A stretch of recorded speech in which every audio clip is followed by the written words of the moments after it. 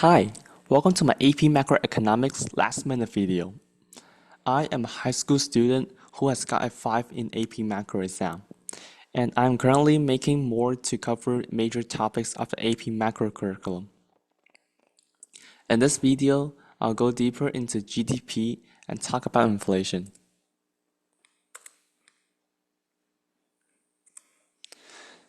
So what is inflation? Inflation is a sustainable rise in most prices in the economy. General prices of goods and services are higher, and money has less purchasing power, meaning a dollar now can buy less stuff than before. Those who borrows money is benefited from inflation because they can pay not as much back as they had to, using money that has less purchasing power than before. But those who earn fixed income are hurt, because the money they earned has less purchasing power now. This causes the cost of inflation. Financial wealth and savings are eroded. This discourages savings.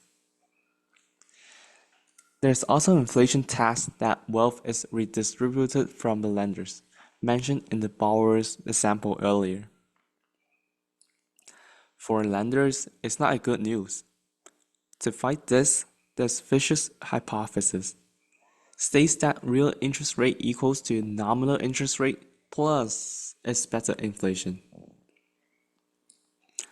The bank adds the expected inflation because the bank needs to take back the purchasing power, what that is lost in the dollar repaid to the bank from the borrower. The first way to measure inflation is by using CPI, Consumer Price Index.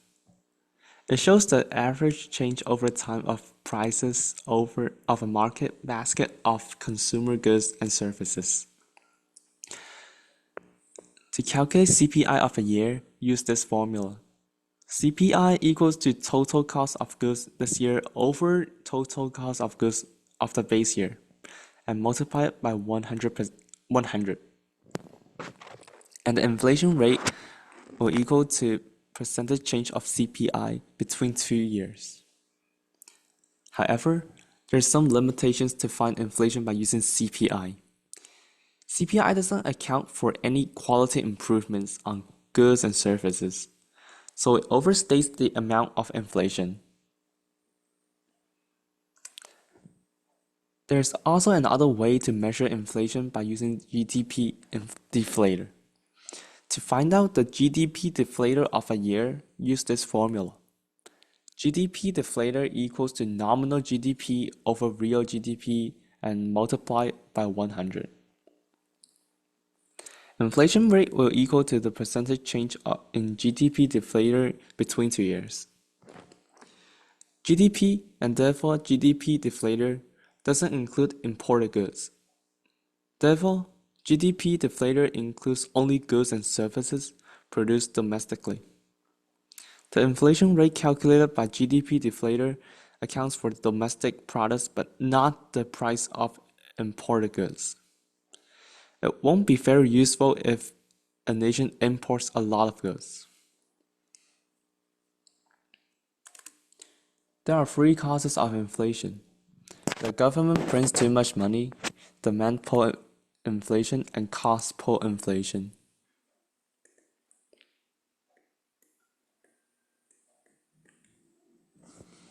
The first one, the government prints too much money, can be explained by the quantity theory of money, which has a formula of mv equals to py. And this is the y, it's not the t. By knowing nominal GDP equals to mv, and v and y are relatively constant, that v and y doesn't really change. If m increases as much as more money is printed by the government, p must increase to balance both sides of the equation, causing inflation. The second one is demand pull inflation. It occurs when there is too much money on people's hand, and there's relatively less goods to buy. The last one is cost pull inflation. It occurs when production cost is increased and causing a price to increase.